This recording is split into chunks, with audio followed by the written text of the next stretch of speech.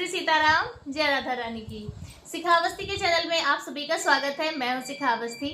आज का मेरा वीडियो राधाष्टमी पर्व से संबंधित है। राधाष्टमी का पर्व यानी कि राधा जन्मोत्सव। देखिए, अपने हिंदू धर्म में कृष्ण जन्मोत्सव या कृष्ण जन्माष्टमी बड़े ही धूमधाम के साथ, बड़े ही हर्षोल्लास के साथ में मनाई जाती है।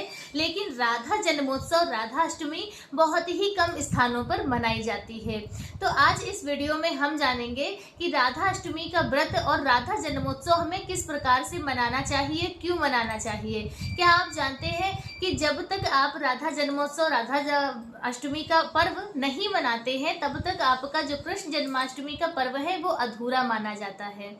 तो देखिए, हमारे पद्म पुराण में भगवान व्यास जी ने सौनक जी महाराज से राधाष्टमी व्रत का वर्णन करते हुए कहते हैं, और ब्रह्मा जी नारद जी से राधाष्टमी व्रत का वर्णन करते हुए कहते हैं कि राधा अष्टमी व्रत की महिमा का वर्णन विस्तृत रूप से करना तो उनके सामर्थ्य में ही नहीं है, लेकिन वह संक्षेप रूप से राधाष्टमी व्रत का वर्णन कर रहे हैं। तो जो कुछ भी मैंने वहां से पढ़ा और जाना और सुना, अपने गुरुदेव की वाणी से जो कुछ भी सुना, तो बस वही महत्वपूर्ण बातें आज आपके साथ में हम शेयर करेंगे। तो वीडियो को पूरा देखिएगा और राधाष्टमी व्रत की क्या महिमा है, राधा जन्मोत्सव की क्या महिमा है, वह भी जानेंगे। देखिए, राधाष्टमी का व्रत करने से हमें अनंत गुना पुण्य फलों की प्राप्ति होती है।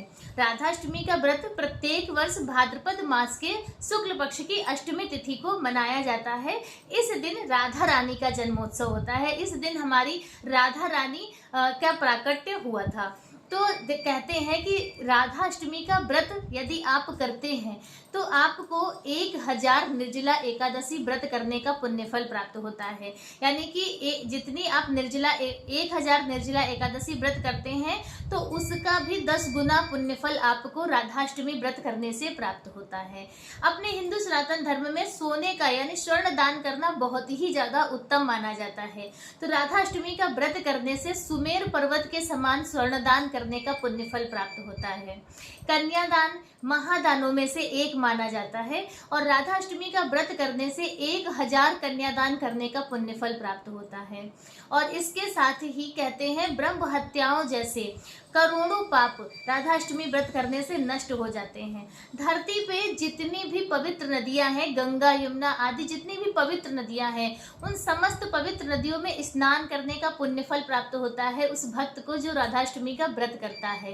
गोवध, चोरी और पर स्त्री गमन, गुरु तल्प गमन जैसे जो घोर अपराध कहे गए हैं, वह महा अपराध राधाष्टमी का व्रत करने से नष्ट हो जाते हैं, क्षमा हो जाते हैं।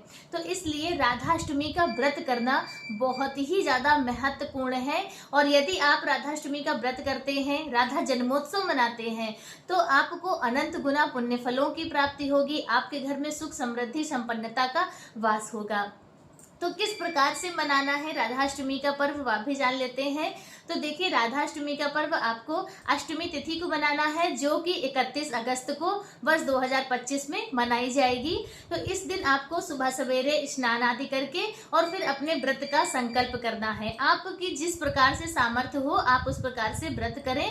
तो आपको अपना व्रत का संकल्प करना है। और राधा जी का जो जन्मोत्सव है वो दोपहर में मनाया जाता है, मध्याह्न काल में मनाया जाता है। तो 31 तारीख को आपको दोपहर के समय राधा जन्मोत्सव मनाना है। कब मनाना है वह भी मुहूर्त भी आप जान लीजिए कि उस दिन आपको सुबह 10:42 से 1:14 का जो समय हमारे ज्योतिष शास्त्र में बताया जा रहा है कि वह शुभ समय है राधा जन्मोत्सव मनाने का। तो उस दिन आपको राधा रानी का पंचामृत दिव्य अभिषेक करना है। उनका पूर्ण 16 श्रृंगार आप उन्हें कीजिए भी, और श्रृंगार की वस्तुएं माता को अर्पित भी कीजिए, जो कि आपको बाद में दान करनी होंगी। कुछ चीजें आप स्वयं ले लें अपना प्रसाद स्वरूप, और बाकी कुछ चीजें आप दान कर दीजिए। माता जी का पूरा श्रृंगार कीजिए और उसके बाद उन्हें भोग प्रसाद अर्पित कीजिए। और भोग इत्यादि लगाइए। और इसके साथ ही राधा जन्मोत्सव में कहते हैं नृत्य करना, भजन कीर्तन करना, बाजे बजाना, तो इन सब से राधा रानी बहुत ज़्यादा प्रसन्न होती हैं। तो आप उनका खूब नाम जाप कीजिए, भजन कीर्तन कीजिए।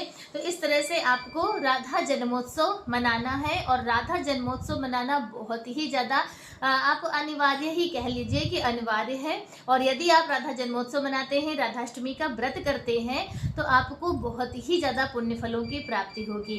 कहते हैं कि राधा अष्टमी का व्रत पुण्यों की खान है, आपको खजाना प्राप्त हो जाएगा राधाष्टमी व्रत करने से। तो प्रत्येक सनातनी को, प्रत्येक कृष्ण भक्त को यह राधाष्टमी का व्रत जरूर करना चाहिए, क्योंकि जो भक्त राधाष्टमी का व्रत करते हैं, राधा नाम का जाप करते हैं, तो श्री कृष्ण की कृपा उन्हें स्वतः ही प्राप्त हो जाती है, राधा रानी की कृपा उन्हें स्वतः ही प्राप्त हो जाती है। तो इसलिए सभी को 31 अगस्त को राधाष्टमी का व्रत और राधा जन्मोत्सव मनाकर राधा रानी की कृपा प्राप्त करें। राधाष्टमी पर्व की आप सभी को हार्दिक शुभकामनाएं। और आज का वीडियो बस इतना ही। वीडियो कैसा लगा कमेंट करके जरूर बताएं। मिलते हैं दूसरे वीडियो में किसी दूसरी जानकारी के साथ। तब तक के लिए श्री सीताराम, जय राधा रानी की।